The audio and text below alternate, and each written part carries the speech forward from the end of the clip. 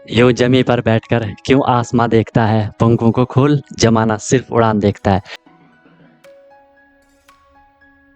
Hello everyone, once again welcome to untold concept, जहां हम पढ़ाते हैं और आप पढ़ते हो बिल्कुल concept wise. I hope you guys are absolutely fine, you guys are doing perfectly well. आप लोग स्वस्थ होंगे, मस्त होंगे और अच्छे से आप लोग अपनी प्रिपरेशन कर रहे होंगे। आई नो कि आप सैनिक स्कूल या मिलिट्री स्कूल या आरईएमसी या जेएनवी या सीएचएस, जो भी ये तमाम स्कूल्स होते हैं जहाँ के आपको एंट्रेंस एग्जाम के थ्रू एडमिशन मिलता है, आप उसकी प्रिपरेशन कर रहे हो, राइट। मेन फोकस आपका सैनिक स्कूल या मिलिट्री स्कूल आरईएमसी इन पे होगा।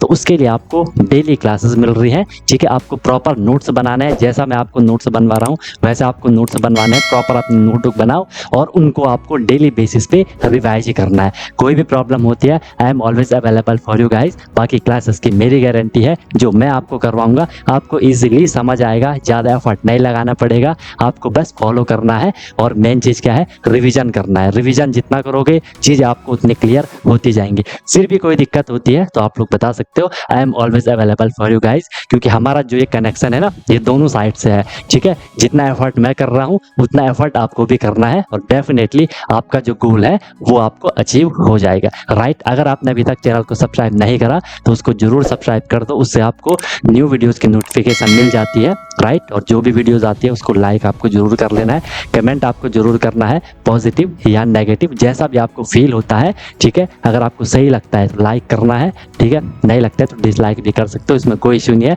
बट अपना फीडबैक, अपना सजेशन आपको जरूर देना है, क्योंकि मैं बार बार बोलता हूँ ये सब आपका है, आपके लिए है, आपसे है। तो चीज़ें आपके अकॉर्डिंग होनी चाहिए, जो आपके लिए बेस्ट हो वो मैं देने का हमेशा ट्राई करता हूँ। बाकी एक प्रॉमिस अपने आप से कर लो कि यार मैं जो ये प्रिपरेशन की जर्नी है बिल्कुल ऑनेस्टली, बिल्कुल ईमानदारी से मैं अपनी मेहनत करूंगा और मस्त तरीके से मैं अपनी प्रिपरेशन करूंगा, सीखूंगा, नई चीज़ें सीखूंगा। जो भी परेशानियां आएंगी उनको मैं फोड़ के आगे निकलूंगा, राइट। तो चलो स्टार्ट करते हैं। मस्त अपनी नोटबुक बनाओ, अपना एक प्रॉपर एक जगह लेकर के बैठ जाओ, अपने एक कोना पकड़ लो कि यार मैं अपनी क्लास कर रहा हूँ, ठीक है। चलो आज हम स्टार्ट करते हैं।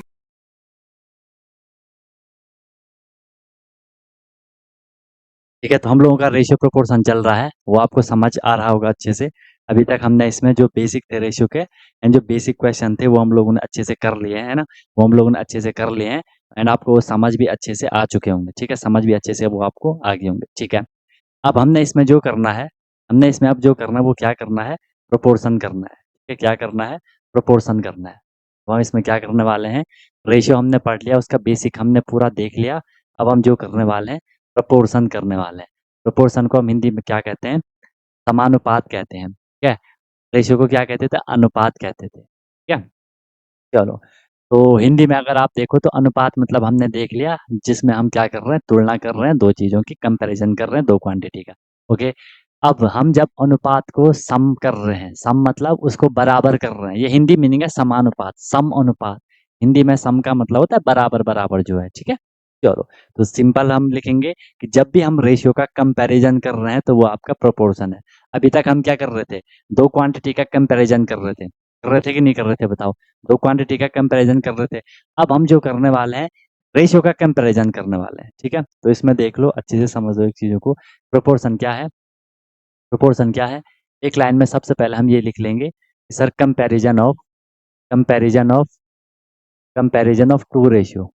जब भी हम दो रेशियो का कंपैरिजन कर रहे हैं, जब भी हम दो रेशियो का कंपैरिजन कर रहे हैं उसे हम प्रोपोर्शन कहने वाले हैं। बताओ, यहाँ तक बात समझ आई। उसे हम क्या कहने वाले हैं, अब सिर्फ टू ही नहीं होगा, दो से ज़्यादा भी तो हो सकते हैं रेशियो। सीधे लिख लो ratio, comparison of ratio. Comparison of ratio is called proportion. और जब हम दो क्वांटिटी का कंपैरिजन कर रहे थे तो उसे हम क्या कह दे रहे थे, रेशियो कह दे रहे थे, ठीक है। एंड जब हम रेशियो का कंपैरिजन कर रहे हैं उसे हम प्रोपोर्शन कहेंगे। आई बात समझे, सिंपल सा फंडा है। आई सबको बात समझ में कि comparison of ratio is called proportion, ठीक है। चलो, इसमें हम ये भी लिख सकते हैं, ये भी लिख सकते हैं कि when when two ratio when two ratio when two ratio are equal. जब भी दो रेशियो क्या होंगे, इक्वल होंगे, तो हम उसे क्या कह देंगे, फिर प्रोपोर्शन कह देंगे। जब दो रेशियो इक्वल होंगे उसे हम क्या कहेंगे, प्रोपोर्शन कहेंगे। सिंपल सा फंडा है, अभी मैं आपको आगे एग्जांपल से समझाऊंगा, ठीक है। देख लो, प्रोपोर्शन का साइन ये होता है, ये रेशियो का साइन था, और एक और लगा लो रेशियो का साइन, तो ये 4 डॉट जो है ये प्रोपोर्शन का साइन आपका कहलाने वाला है, ये आपका प्रोपोर्शन का साइन होता है। ठीक है, अब देखो मैंने आपको लिखा है यहाँ पे एक रेशियो ये है, A:B एक रेशियो ये है एक रेशियो ये, ठीक है। और एक रेशियो है आपका C:D, एक रेशियो आपका C:D। जब मैं A:B और C:D का कंपैरिजन कर रहा हूँ, तो मैं यहाँ बीच में क्या लगा लूंगा, वो प्रोपोर्शन का साइन लगा दूं। ठीक है, अब हम इसको रीड कैसे करेंगे, इसको हम रीड करेंगे, बिल्कुल केयरफुली देख लो, इसको हम रीड करेंगे ए A:B, ये तो आपको रेशियो रीड करना आता ही है। A:B, प्रोपोर्शन को यहाँ पे एज कह देते हैं, A:B as C is to D। ये भाई आपको ध्यान रखना है कि सर A:B एज C:D, जैसा A:B है वैसे C:D है, या जैसा C:D है वैसे A:B है। ये बात सब लोगों को समझ आई, बताओ। वीडियो वगैरह सब प्रॉपर चल रही है, कोई दिक्कत कोई परेशानी है किसी को तो बताओ भाई। वॉइस वगैरह ऑडियो वगैरह सब प्रॉपर आ रही है, कोई दिक्कत है कोई परेशानी है तो बताओ। ये रहे सारा, बताओ।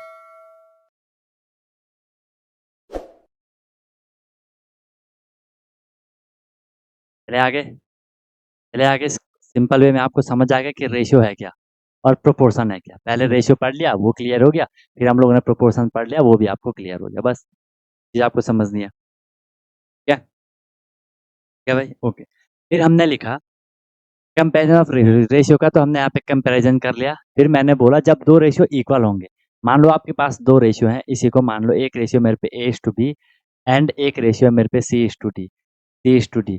जब ये रेशियो इक्वल है, तो मैं देखो A:B को मैं क्या लिख सकता हूँ, A/B लिख सकता हूँ, आपको पता है, यस सर लिख लेते हैं। ठीक है, अगर हम इनका कंपैरिजन कर रहे हैं तो मैं इसको ऐसे इक्वल में लिख सकता हूँ C/D, ये भी आपको ध्यान में रखना है।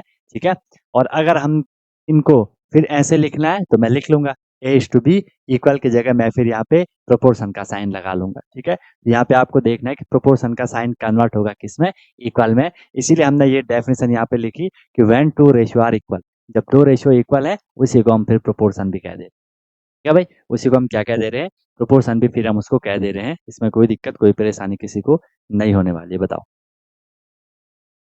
समझ आ रही है मेरी बात सबको, बताओ। चले आगे, चले आगे, ये आगे कैलकुलेशन में काम आएगा, ये आगे कैलकुलेशन में भाई आपका काम आना है। ठीक है, ओके।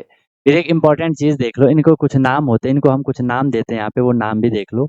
इनको हम यहाँ पे कुछ नाम देंगे। हमने बोला कि सर एक रेशियो है ये है रेशियो A:B, ये है रेशियो A:B, ये प्रोपोर्शन का साइन एज C:D रेशियो है। इनके कुछ नाम होते हैं, वो नाम बिल्कुल केयरफुली सुनना। जो ये बीच वाला है, जो ये बीच बीच वाले हैं, ठीक है, जो ये दो हैं बीच के, इनको हम नाम देते हैं, इनको हम कहते हैं मीन्स, MEANS मीन्स। और जो ये साइड वाले होते हैं, A और D, इनको हम कहते हैं क्या, एक्सट्रीम्स, EXTREMES। इनके कुछ नाम होते हैं, मीन और एक्सट्रीम। समझ आई बात, मीन और एक्सट्रीम, इनके कुछ नाम होते हैं भाई, ये आपको ध्यान में रखनी है बात, नोट कर लो। मीन और एक्सट्रीम, मीन और एक्सट्रीम, ठीक है।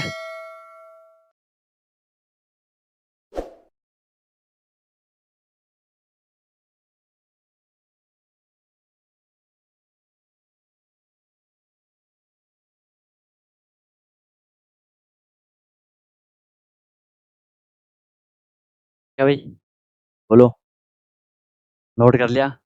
मीन्स और एक्सट्रीम हम उसे कह देंगे, क्या कह देंगे, मीन कह देंगे और क्या कह देंगे, एक्सट्रीम कह देंगे। मीन्स और एक्सट्रीम, बीच वाले मीन्स, साइड वाले एक्सट्रीम। ये भी क्लियर हो गया, ये भी क्लियर हो गया। अब हमने इसकी कुछ यहाँ पे प्रॉपर्टीज देखनी है, हमने अब इसके यहाँ पे क्या देखनी है, प्रॉपर्टीज देखनी है रेशियो, ये प्रोपोर्शन की, या प्रोपोर्शन की प्रॉपर्टीज देखनी है। Properties, properties of proportion, proportion की क्या करेंगे, प्रॉपर्टीज करेंगे, properties of proportion, properties of proportion, properties of proportion. ठीक है, properties of proportion. Good evening sir, क्या प्रॉपर्टीज में देख लो, सबसे पहले आपका क्या होने वाला है प्रॉपर्टीज में। अभी हमने प्रोपोर्शन स्टार्ट करा सर ने, ठीक है, आज हमने अभी प्रोपोर्शन स्टार्ट करा। प्रोपोर्शन क्या है? रेशियो का कंपैरिजन। कंपैरिजन है जब दो रेशियो इक्वल होते हैं तो हम उसे कंपैरिजन कहते हैं। H to B as C is to D, हम इसे प्रोनाउंसिएशन करते हैं H to B as C is to D. और ये सारा कुछ आपको पहले से भी क्लियर हो गया, ठीक है। चलो अब हमने कुछ प्रॉपर्टीज देखनी है प्रोपोर्शन की। प्रोपोर्शन की जो यहाँ पे फर्स्ट प्रॉपर्टी है वो देख लो, आपको ये ध्यान रखना है।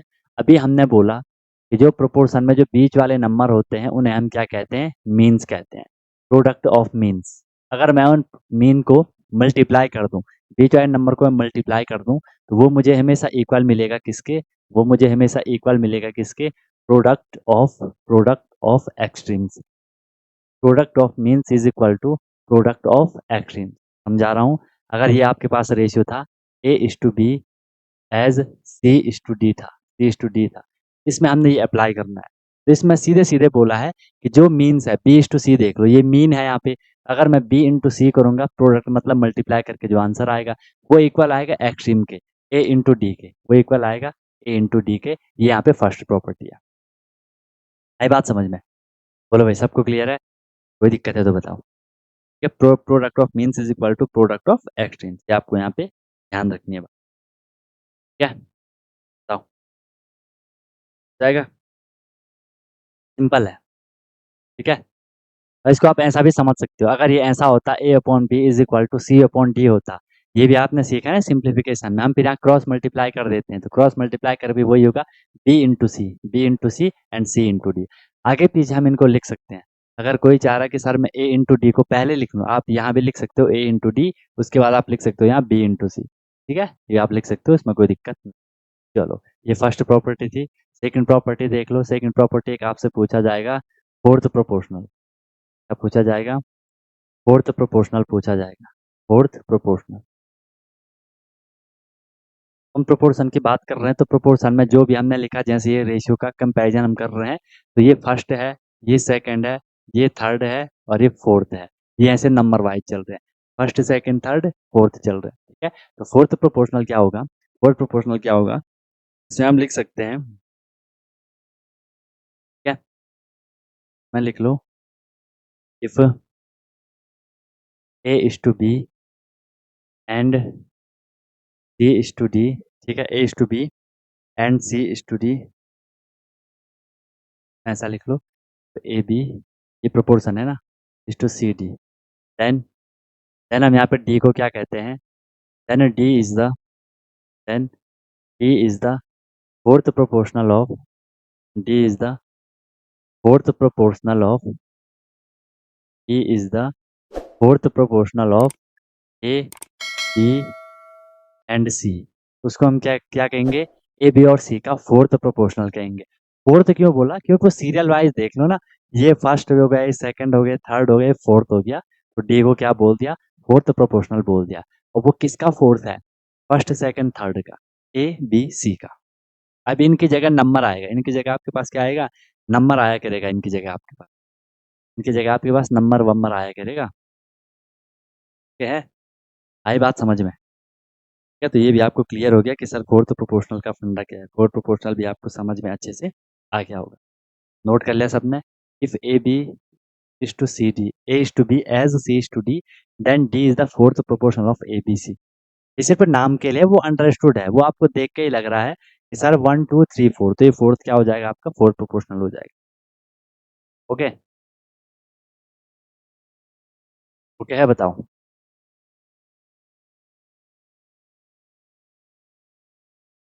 मेरे बात सबको कोई दिक्कत है यहाँ तक तो बताओ। आप लोगों को कोई भी परेशानी, कोई भी दिक्कत तो बताओ। समझ आ गया तो फिर आगे निकल जाएगा, तो फिर आगे चल, ठीक है। चलो नेक्स्ट देखो। अभी मैंने आपको जो प्रोपोर्शन बताया, मैंने आपको इस तरीके का बताया था, A is to B as C is to D. यहाँ पे देखो ये चारों के चारों नंबर क्या है? अलग अलग है, ठीक है। अब दूसरी कंडीशन हम पे आएगी, दूसरी कंडीशन के भी हम पे ये आ सकती है कि हमको इस तरीके से दिया होगा, A is to B A is to B as B is to C. अब यहाँ से आपको क्या क्लियर हुआ? यहाँ से आपको क्या दिख रहा है कि सर जो ये मीन है मीन यहाँ पे सेम है। देखो ये भी बी है, ये भी बी है। अगर यहाँ पे 2 होगा तो यहाँ पे भी 2 होगा। यहाँ पे आपका बिल्कुल सेम टू सेम चल रहा है। ठीक है, तो यहाँ पे मीन क्या है आपका, सेम है। आ रही है बात समझ में? यहाँ पे मीन क्या है आपका, सेम है। यहाँ से हमारा एक क्वेश्चन आता है, यहाँ से हमारा एक क्वेश्चन आता है, इसको हम कहते हैं फिर मीन प्रोपोर्शनल। हम इसको कह देते हैं, क्या कहते हैं, मीन प्रोपोर्शनल। क्या कहेंगे, मीन प्रोपोर्शनल कहेंगे। मीन प्रोपोर्शनल यहाँ पे क्या होगा, देखो इस ए इस टू बी को मैं ऐसे लिख लूँ, ए अपॉन बी लिख लूँ इज इक्वल टू, इसको मैं क्या कर लूँ, बी अपॉन सी कर लूँ। ठीक है, फिर मैं यहाँ से क्या कर लूँगा, इसको क्रॉस मल्टीप्लाई कर लूँगा, ये इधर क्रॉस मल्टीप्लाई कर लूँगा। ए इंटू सी हो जाएगा, ए इंटू सी हो जाएगा, is equal to B into D हो जाएगा। बी इंटू सॉरी, ये तो बी भी है ना, तो मैं आगे लिख लेता हूँ। बी इंटू बी करोगे क्या होगा, बी इंटू बी होगा, इज इक्वल टू ये क्या हो जाएगा, ए इंटू सी हो जाएगा। ठीक है, बी इंटू बी करोगे तो इसको मैं बी स्क्वायर लिख लूँ, हमने पढ़ा है बी स्क्वायर लिख लेंगे, और ये क्या हो जाएगा, ए इंटू सी हो जाएगा। बी स्क्वायर को अगर मैं यहाँ से स्क्वायर हटा दूँ, अगर मैं यहाँ से स्क्वायर हटा दूँ तो यहाँ से स्क्वायर हटाया और यहाँ मैं क्या कर दूंगा, रूट लगा दूंगा। तो यहाँ से ये निकलेगा आपका मीन प्रोपोर्शनल। इस पे क्वेश्चन भी आता है।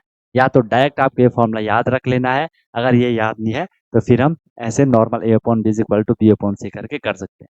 फोकस बनाए रखना, अभी अभी हम क्वेश्चन करते हैं तो फिर क्लियर होगा आपको। बस ये प्रॉपर्टी थी किसकी, प्रोपोर्शन की। ये प्रॉपर्टी आपको ध्यान में रखनी है, प्रोपोर्शन की प्रॉपर्टी आपको यहाँ पे ध्यान में रखनी है। सिंपल है, अभी तक इसमें ज़्यादा कुछ लफड़ा है नहीं, बस अभी आपको ये चीज़ अपने माइंड में रखनी है। यहाँ पे हमने यहाँ पे ये चीज़ सीखी है, चीज़ को हमने करना है, बाकी कोई दिक्कत नहीं। समझ आई बात सबको, समझ आई बात सबको, ये चीज़ देखनी है आपको, बस बाकी कोई दिक्कत।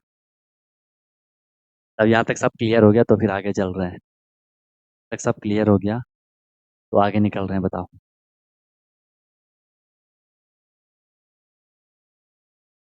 चले, समझ तो आ रहा है सबको ना भाई,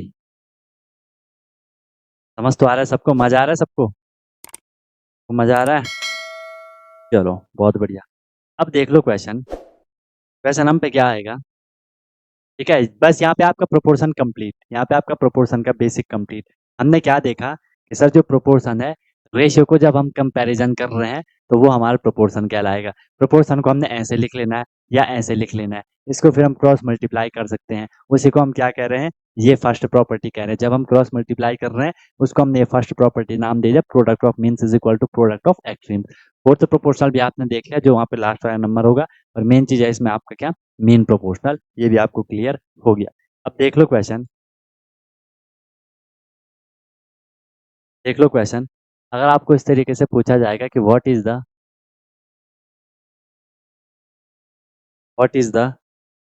fourth proportional, what is the fourth what is the fourth proportional, what is the fourth proportional to 25, 15 and 10। अब ये आपको करना है, कर सकते हो इस क्वेश्चन को कि what is the fourth proportional to 25, 15 and 10। Video की क्वालिटी में कोई दिक्कत तो नहीं आ रही आज? आज मैंने थोड़ी सेटिंग वगैरह चेंज करी है ना, तो कोई दिक्कत तो नहीं आ रही, सब प्रॉपर चल रहा है? क्लैरिटी कल से ज़्यादा है कि कल से कम है? कल से ज़्यादा मिल रही होगी आपको क्लैरिटी, तो क्लैरिटी आपको कल से ज़्यादा मिल रही होगी, मिल रही है कल से ज़्यादा? क्लैरिटी आपको कल से ज़्यादा शो हो रही होगी, बहुत क्लियर दिख रहा होगा। बाकी कोई अगर गड़बड़ है तो वो भी आप लोग बता दो, तो कोई गड़बड़ है तो वो भी आप लोग बता दो।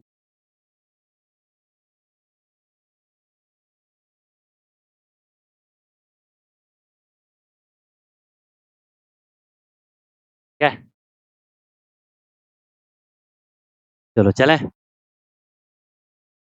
चलें, ओके देख लो भाई। अब इस क्वेश्चन को हमने कैसे करना था, बिल्कुल केयरफुली देख लो, इसको हमने कैसे करना था। आपको यहाँ पे बोला है क्या, फोर्थ प्रोपोर्शनल निकालना है। फोर्थ मतलब जो लास्ट में होगा, ये फर्स्ट सेकंड थर्ड, हमने इसको एक बार प्रोपोर्शन के जैसा लिखना है। ये ऐसा, ये फर्स्ट, यहाँ पे रेशियो का साइन, फिर दूसरा वाला लिखना है 15, फिर प्रोपोर्शन का साइन आएगा, फिर तीसरा वाला लिखना है 10, और हमें चौथा फाइंड करना है। चौथे को मैं यहाँ पे x मान लूँ, ऐसे करना है। ठीक है, क्या दिख रहा है, वाइट वाइट दिख रहा है, कम है, रेड कम आ रही, क्या ज़्यादा वाइट दिख रहा है? ज़्यादा वाइट दिख रहा है क्या?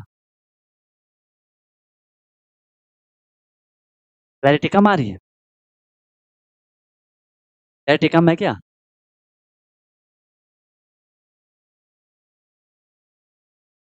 क्लैरिटी कम है?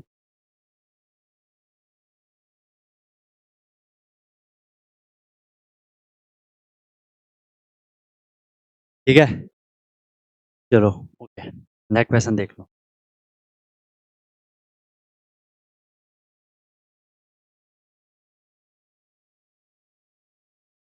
नेक्स्ट है, what is the what is the fourth proportional what is the fourth proportional of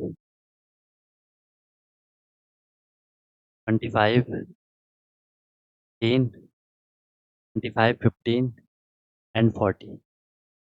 5, 15 का क्या होगा, निकालो। नॉर्मल है इसका भी, नॉर्मल निकाल लोगे ना, इसमें भी ज़्यादा दिक्कत। नॉर्मल है, आप इजीली निकाल लोगे।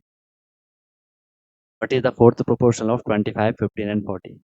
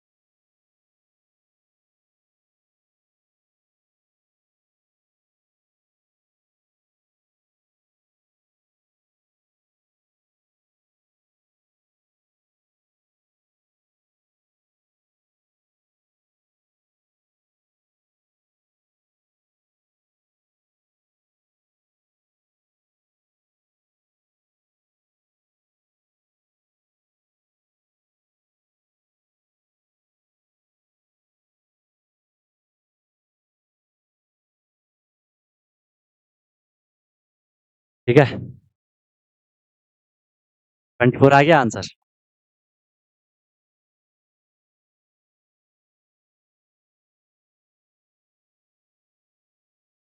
24 आ गया आंसर। नेक्स्ट देख लो। कैलकुलेशन है भाई, कैलकुलेशन है, बस कैलकुलेशन ही नहीं करोगे फिर फंस जाओगे। कैलकुलेशन ही अगर आप नहीं करोगे तो फिर फंस जाओगे, ठीक है। अब इसका देखो जरा, इसका कौन करेगा देखते हैं। What is the main proportion of what is the main proportion of 4 and 120? 4 and 120 बताओ, इसका मेन प्रोपोर्शन क्या होगा? इसका मेन प्रोपोर्शन क्या होगा? What is the main proportion of 64 and 120? बताओ, देखते हैं इसको कौन करेगा। जो अभी मेन प्रोपोर्शन का एक तो आपको फॉर्मूला दिखाया था, या तो डायरेक्ट वो फॉर्मूला कर लो, या तो फिर हिसाब से देख लो।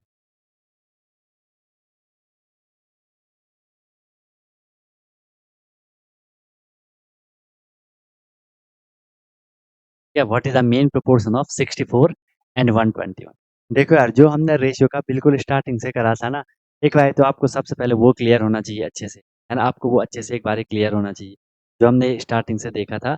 Ratio is the comparison of, ये आपको एक बार बहुत अच्छे से क्लियर होना चाहिए। अगर आपको यही क्लियर नहीं होगा तो फिर आपको क्या होगी, बहुत दिक्कत होगी। जैसे हमने इसमें ये देखा, बेसिक आपको एक बार अच्छे से क्लियर होने चाहिए। बेसिक अच्छे से क्लियर होगी तो ही फिर आपको आगे क्लियर होंगे, ठीक है। फिर हमने यहाँ पे ये क्या देखा, क्वेश्चन वगैरह देखे थे रेशियो के बेसिक, वो भी क्लियर होंगे। उसके बाद फिर आप प्रोपोर्शन पे जाओगे, ठीक है। प्रोपोर्शन भी आपको क्लियर हो गया, फिर आपको दिक्कत नहीं आएगी। बस ये करना है। देख लो ये वाला क्वेश्चन, ये क्वेश्चन। क्या रहा आंसर, निकालो। अलग अलग आंसर आए। सिंपल है, ट्राई करो। मीन प्रोपोर्शन निकालना है। एक तो मैंने आपको डायरेक्ट फॉर्मूला बताया था, जब भी मीन प्रोपोर्शन निकालने को बोला जाएगा फॉर्मूला क्या था, B is equal to root में ए इंटू सी। तो ये ए इंटू सी होगा। अब देखो मीन प्रोपोर्शन बोला है ना, तो ये तो ए होगा, ठीक है, और ये क्या होगा, ये बी होगा। बीच में यहाँ पे क्या था, बी था, एस बीच में यहाँ पे क्या था, बी था। बी और बी की वैल्यू यहाँ पे क्या होगी, बिल्कुल सेम होगी। तो या तो सीधे इस फॉर्मूले को आप माइंड में रख दो, तो भी लिखोगे तो हम ऐसा, ए की वैल्यू क्या है यहाँ पे 64 है, बी की वैल्यू क्या है 121। तो मैं यहाँ पे बी है, यहाँ पे बी है, इसको मैं ऐसे लिखूंगा 64 अपॉन बी इक्वल टू ये क्या हो जाएगा, बी अपॉन 125 हो जाएगा। क्रॉस मल्टीप्लाई करोगे तो एट द एंड आपको यही वाली यहाँ पे इक्वेशन बनेगी, ठीक है। इसके हमने डायरेक्ट वही कर लेना है, हमने डायरेक्ट वही कर लेना है। इसकी कैलकुलेशन तगड़ी होंगी, वो इक्वेशन को अच्छे से कर पाएगा भी, तो वो अच्छे से कर पाएगा। आप रिकॉर्डेड देख लेना। पूरी क्लास नहीं चली आपकी, पूरी क्लास नहीं चली क्या यार, फिर रिकॉर्डेड देखना पड़ेगा, पूरा मिस हो गया तो। समझे भाई मेरी बात को सब लोग, समझे बात को सब लोग। चलो तो इसमें कर लो, बी इज इक्वल टू जो मीन प्रपोर्शन हम निकाल रहे हैं, ए, ए क्या है 64 है, इंटू में सी क्या है 121, सी क्या है 121। अब आपको इनके देखो स्क्वायर रूट तो आपको पता होंगे, 64 का स्क्वायर रूट क्या निकलेगा 8 निकलेगा, इंटू 121 का क्या निकलेगा 11 निकलेगा, एंड 11 8 जा कितना हो गया 88। बस ये हमारा मीन प्रोपोर्शन निकल गया। अच्छा ये इक्वेशन अगर ऐसा होता, ये इक्वेशन अगर यहाँ पे ऐसा होता कि यहाँ पे 64 रहता, बीच में प्लस का साइन रहता, और फिर वहाँ पे क्या रहता 121 रहता, ठीक है। तो फिर ऐसा मत करना कि 64 का आपने 8 निकाला इंटू, सॉरी, और बीच में यहाँ पे प्लस 121 के 11, ये गलत हो जाएगा, ठीक है। क्योंकि जब मल्टीप्लाई में है, मल्टीप्लाई में है तब मैं डायरेक्ट उनका अलग अलग रूट निकाल सकता हूँ। प्लस में होगा तो मुझे पहले ये प्लस करना पड़ेगा, समझे मेरी बात को। तो जो सिर्फ मल्टीप्लाई वाले केस में होगा, और जगह होगा तो दिक्कत हो जाएगी, फिर मत करना वैसा, क्या। मेरे पास आपको देखो बेसिक कैलकुलेशन है भाई, जब तक आप लोग अपना मल्टीप्लाई वगैरह अच्छे से नहीं करोगे तो फिर आपको दिक्कत आएगी। मल्टीप्लाई अगर आप लोग अच्छे से नहीं करोगे तो आपको दिक्कत आएगी।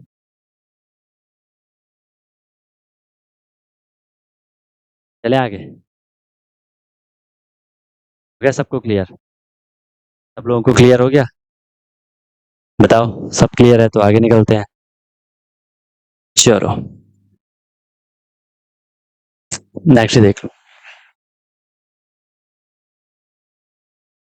नेक्स्ट क्वेश्चन है, नेक्स्ट क्वेश्चन है, इसमें आपको x की वैल्यू फाइंड करनी है। Find the, find the value of x, x की वैल्यू इसमें फाइंड करो, ठीक है। ये दे रखा है आपको क्या, x is to 75 as, proportion का साइन है 10:45, ये है भाई। कर सकते हो क्या क्वेश्चन, क्वेश्चन को करोगे कि x इज टू 75 एज 15:45। अब सिंपल है, स्टेटमेंट सिंपल है, ठीक है, सिंपल क्वेश्चन है, सिंपल क्वेश्चन है। तो और हमेशा देखो यार, जब भी आप मैथ में कोई क्वेश्चन वगैरह कर रहे हो ना, तो सबसे पहले आपकी, अगर आपको अपनी स्पीड बढ़ानी है तो उसके लिए आपको क्या होना चाहिए, जो बेसिक कैलकुलेशन है वो आपकी अच्छे से होनी चाहिए। और बेसिक कैलकुलेशन कब आपकी अच्छे से होंगी, जब आप जो बेसिक है मैथ के, मैथ में है ही क्या, प्लस है, माइनस है, मल्टीप्लाई है, डिवाइड है, ये चार चीजें अगर आपकी बेसिक बेसिक अच्छी हैं तो फिर कैलकुलेशन आप इजीली कर लोगे, ठीक है। और इनकी आपको एक बारी अच्छे से प्रैक्टिस करनी होती है, ठीक है, नहीं तो फिर आपको आगे दिक्कत आएगी। यही बेसिक चीज़ हमें क्लियर नहीं रहती है, फिर हमें आगे हमेशा ही दिक्कत आती है, ठीक है। तो इन चीज़ों का आपको ध्यान रखना है।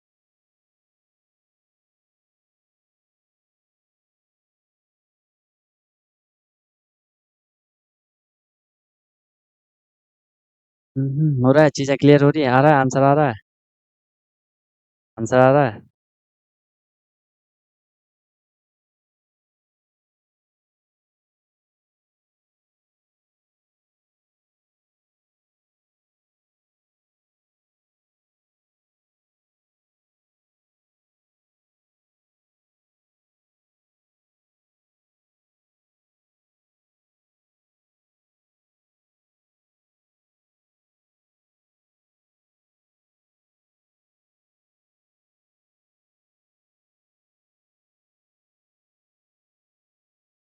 बताओ।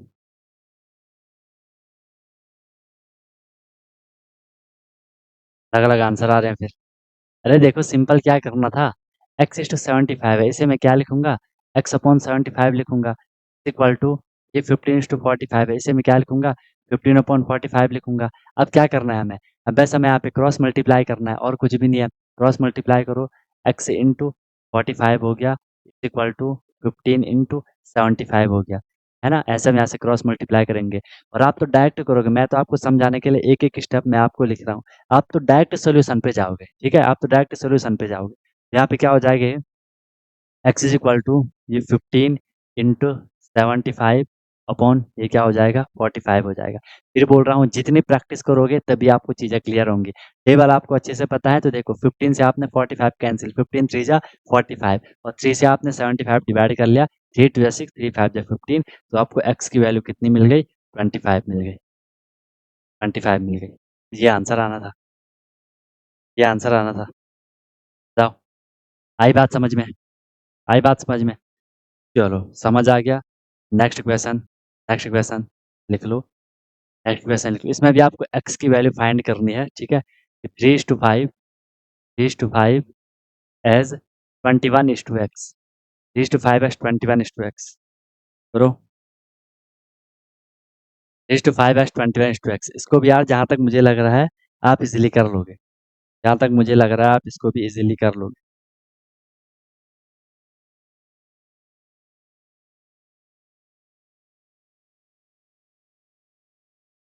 लो,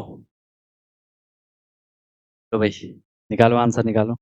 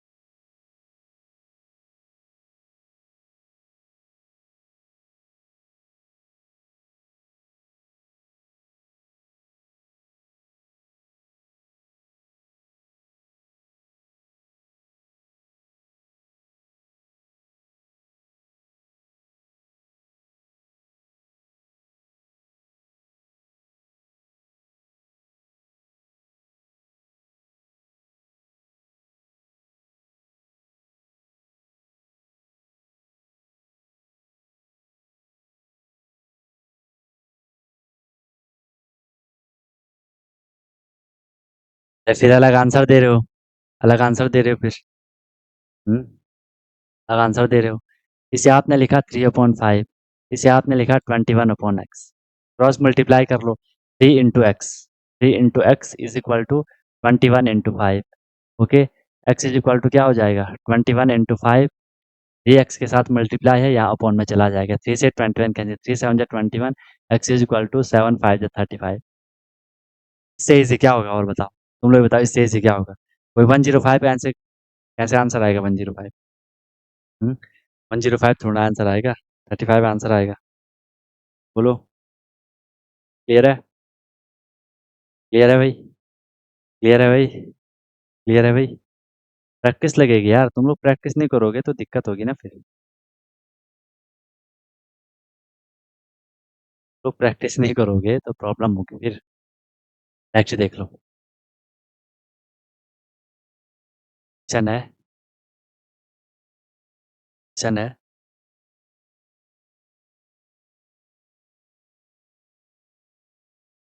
x⁻³ एज 12:4। निकालो, निकालो, एक्स इज टू 3x 12:4। ये तो कर लोगे, इसमें तो देखो नॉर्मल नंबर है, इसमें तो नॉर्मल नंबर है, तो नॉर्मल नंबर है।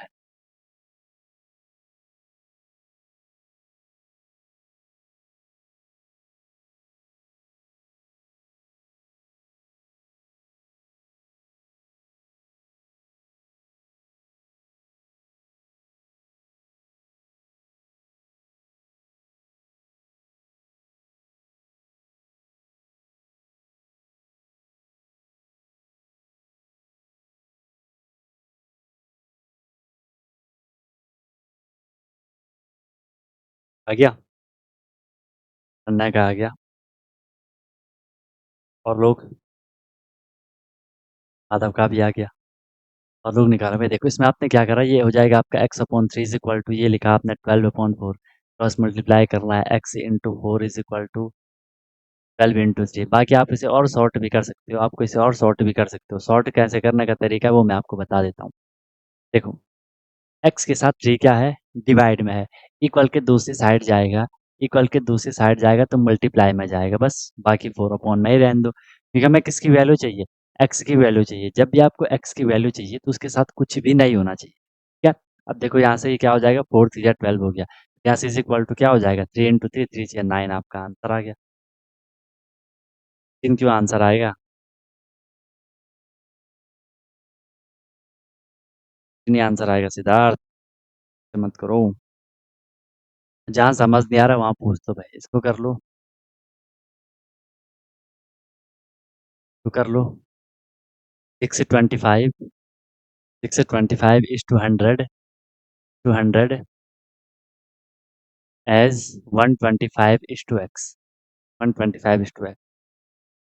निकालो इसका, निकालो इसका, इसका भी इजी है। 625 is to 100 and 125 is to x, इसका भी आप लोग इजीली आंसर निकालोगे, इसका भी आप लोग इजीली आंसर निकालोगे। ठीक है, इतना तो सबने करा है, इतना तो सबने करा है। 625/100 equal to 125/x, cross multiply कर लो, x इंटू 625, आगे पीछे लिख सकते हो, उसमें कोई दिक्कत नहीं है, ठीक है। 125 × 100, x is equal to 125 × 100 divided by 625। अब इसको आपको सिंप्लीफाई करना आना चाहिए। अगर आपको 25 की टेबल आती है तो बहुत सही बात, वरना आपको पता है कि सर 5 से रिड्यूस हो रहे हैं, अपने हिसाब से कर लो। 5 से रिड्यूस हो रहा है, अगर मैं इसको 5 से कर लूँ, ये हो जाएगा 5×20 = 100, इसको मैं 5 से कर लूँ, ये हो जाएगा 5×1 = 5, 1 बचा 12, 5×2 = 10, 2 बचा 25, 5×5 = 25, और यहाँ से देख लो 125 से 125 कैंसिल, कितना इजी आपने सॉल्व कर लिया, एंड एक्स की वैल्यू आपको मिल गई 20। अब मैं ऐसा थोड़ा है कि मल्टीप्लाई करना है, आप एक बारी से 125 × 100 करोगे, फिर 625 से डिवाइड करोगे, वो बहुत कॉम्प्लिकेटेड हो जाएगा। समझ रहे हो मेरी बात को, हमें कॉम्प्लिकेट नहीं करना है, हमें तो क्वेश्चन को क्या करना है, हमें तो क्वेश्चन को क्या करना है, इजी करना है। जितना इजी क्वेश्चन हो सके उतना इजी हमने क्वेश्चन को करने का हमेशा ट्राई करना है। समझे बात को, समझे बात को, हमने तो क्वेश्चन को जितना इजी हो सके उतना इजी करने का ट्राई करना है। ओके, क्लियर, चले आगे, ऐसे होना था। बाकी भाई कैलकुलेशन जितनी करोगे, जितनी करोगे, जितनी करोगे, उतनी आपको चीज़ें कंफर्टेबल होंगी, क्या। नेक्स्ट देख लो क्वेश्चन, को कर लो। 0.75, 0.75 टू एक्स एज 5:8, 5:8, इसका क्या होगा। अब यहाँ पे पॉइंट वाला आ गया, पॉइंट वाले भी आपने अच्छे से पढ़ रखे हैं, अच्छे से आपने समझ रखे हैं, पॉइंट वाले भी है ना, पॉइंट वाले भी आप लोगों ने अच्छे से समझ रखे हैं, और उनको भी आप इसलिए निकाल लोगे।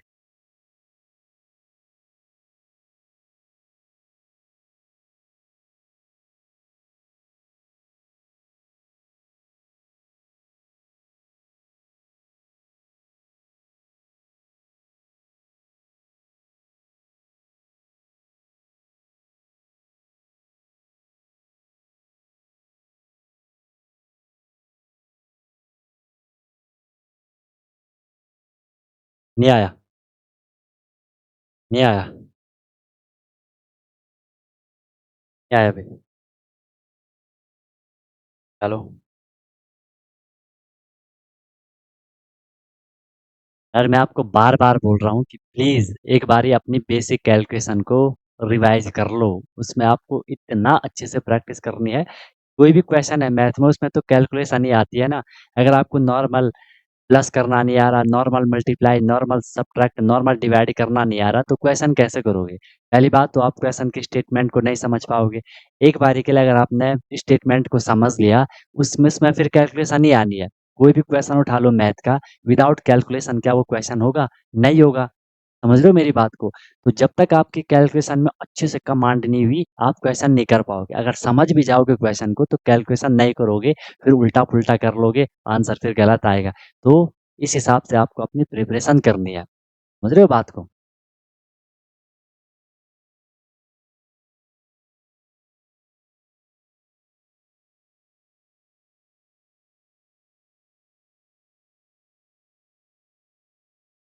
आगे आंसर,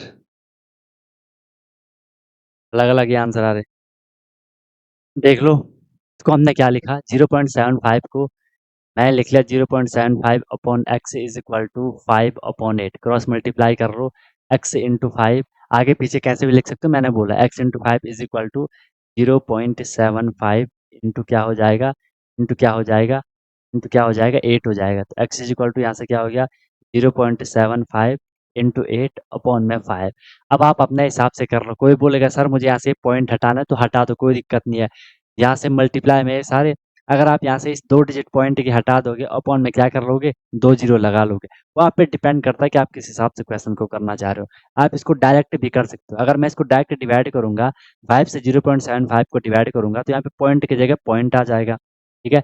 पॉइंट की जगह पॉइंट आएगा। 5 से 7 को करा, 5 1 जा 5, कितना बचा 2, 25, 5 5 जा 25, तो 0.15 बचा। ठीक है? 0.15 अब मुझे इंटू 8 से करना है। ठीक है? आप देख लो एक्स इज इक्वल टू 8 5 जा 40 का 0 4, 8 1 जा 8, 8 4 कितना हो जाएगा 12। 2 डिजिट पॉइंट के हैं तो 1.20, 1.20 का मतलब 2, तो 1.2 आपका यहाँ से आंसर आना है। 1.2 आपका यहाँ से आंसर आना है। तो ये बोल रहा है 120। बताओ। 1.2 आएगा। 1 पॉइंट भी तो देखो, वहाँ पे पॉइंट भी है। वहाँ पे क्या है? वहाँ पे आपका पॉइंट भी है। क्लियर हो गया? इस तरीके से करना भाई आपको। बाकी प्रैक्टिस करो बार-बार। जितनी प्रैक्टिस करोगे, उतनी उतनी उतनी आपको चीज़ें कंफर्टेबल होंगी, नहीं तो फिर परेशान रहोगे भाई। ठीक है? मैं बार-बार क्यों बोल रहा हूँ? क्यों मैं डेली क्लास के सामने आके आपको बोल रहा हूँ कि ये करो, कैलकुलेशन करो, रिवीजन करो, प्रैक्टिस करो। ठीक है भाई? प्लीज़। 1.2 तो आएगा, और क्या आएगा? ठीक है? पॉइंट के बाद 0 की वैल्यू नहीं होती है, तो इसलिए वो 1.2 बन जाता है। 120 क्यों, 120 क्यों होगा? 120 तो नहीं होगा ना वैसे भी। बोलो कहाँ दिक्कत आ रही है? क्या भाई? ऐसे करना है।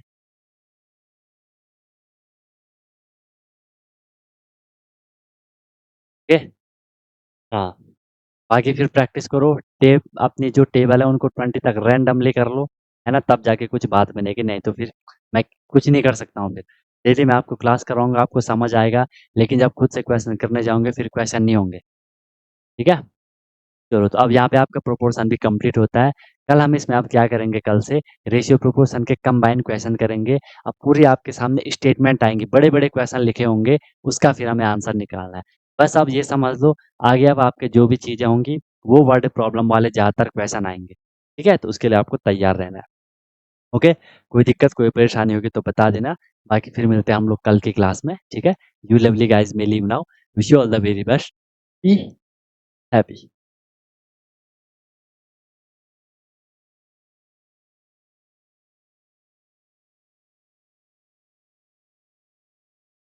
Hello everyone. तो क्या आपका भी सपना है कि मुझे सैनिक स्कूल एंट्रेंस एग्जाम क्रैक करना है, military school entrance exam crack करना है और वहां जाके मुझे अपने अच्छे से प्रिपरेशन करनी है, या कोई भी आपका गोल है कि मुझे आरएमसी करना है, जेएनवी, सीएचएस, जो भी ये स्कूल होते हैं जहाँ की एंट्रेंस एग्जाम के थ्रू आपको एडमिशन मिलता है, तो उसकी आप प्रिपरेशन कर रहे हो और आप वहाँ जाके अपना पूरा स्टडी करने वाले हो, अपने डेवलपमेंट करने वाले हो, तो अनटोल्ड कॉन्सेप्ट लेकर के आया है आपके लिए विनर बैच, जिसमें कि आपको डेली क्लासेस मिलती है, ठीक है, लाइव क्लासेस होती है, उनकी रिकॉर्डिंग भी अवेलेबल होती है, राइट। आप इंस्टेंट अपना डाउट क्लियर कर सकते हो, कॉन्सेप्चुअल क्लासेस होती है, माइक आप वहाँ पे ऑन कर सकते हो, ठीक है। उसके बाद आपको डेली प्रैक्टिस प्रॉब्लम मिलती है, जो भी हम लोगों ने क्लास में करा है आपको उसकी प्रैक्टिस प्रॉब्लम मिलेगी, ताकि आपकी प्रैक्टिस अच्छे से हो जाए, राइट। वीकली आपका टेस्ट होगा, मंथली आपका टेस्ट होगा, ठीक है। एनी टाइम डाउट फैसिलिटीज रहेगी, कोई भी आपको प्रॉब्लम होती है तो 24/7 मैं आपके लिए अवेलेबल रहता हूँ, राइट। किसी भी टाइम आप अपना कोई क्वेश्चन कर रहे हो, कोई टॉपिक पढ़ रहे हो, कुछ डाउट आ गया, आपने तुरंत कॉन्टैक्ट कर लिया, ऑन द स्पॉट आपका डाउट क्लियर हो गया, ठीक है। और बहुत मिनिमम अफोर्डेबल फी रहती है, ताकि हर कोई अफोर्ड कर सके और अच्छे से अपनी प्रिपरेशन को कर सके, राइट। एग्जाम तक आपकी क्लासेस कंटिन्यू रहेंगी, जब तक आपका एग्जाम नहीं हो जाता तब तक आपकी क्लास कंटिन्यू रहेगी, और डेली आपकी क्लास हुआ करेगी, मस्त होकर के आप प्रिपरेशन करोगे। अभी आप देखो आपका लेवल क्या है, क्लासेस के बाद देखना आप कितनी सारी चीज़ें सीखोगे, बहुत तगड़ा आपका फाउंडेशन बन जाएगा, ठीक है। और ऑब्वियस सी बात है, उसके बाद आपको जो भी आपका गोल है वो आपको मिल जाएगा, राइट। तो आप कॉन्टैक्ट कर सकते हो, कॉल कर सकते हो, व्हाट्सअप कर सकते हो, नंबर आपको शो हो रहा होगा, ठीक है। और बेहतरीन तरीके से आपको अपने क्लासेस को फॉलो करना है, ठीक है। और आपको बिल्कुल डेडिकेट होकर के जो इंस्ट्रक्शन दिए जाएंगे उनको फॉलो करना है, और जहाँ भी कोई भी प्रॉब्लम आएगी एनी टाइम डाउट फैसिलिटीज़ आपके लिए है। बाकी क्लासेस की मेरी गारंटी है, जो मैं आपको करवाऊंगा आपको इजीली चीज़ें समझ आएंगी, आपको एफर्ट नहीं करना है ज़्यादा, एफर्ट हमने लगा लिया है, आपको जो दिया जाएगा उसमें आपको एफर्ट लगाना है, राइट। इधर उधर का कुछ नहीं करना है, फिर परेशान नहीं होना है कि क्या करना है, कैसे करना है, कब करना है, कितना करना है, वो सारा कुछ आपको बताया जाएगा। आपको मस्त होकर के बस फ्लो में अपनी प्रिपरेशन को आगे बढ़ाना है, ठीक है। और एक अपने आप से प्रॉमिस करना है कि हाँ यार, जो ये मेरी प्रिपरेशन की जर्नी है मैं ऑनेस्टली अपनी मेहनत करूंगा, फिर आपको उसका रिजल्ट भी मिल जाएगा, ठीक है। तो तुरंत आपको कांटेक्ट कर लो और अपना क्लासेस स्टार्ट कर लो, ठीक है। और फिर आपको आपका गोल अचीव होगा, ठीक है। कोई दिक्कत हुई तो बता देना। Wish you all the very best, be happy. फिर हम क्लासेस में अब मिलते हैं, ओके।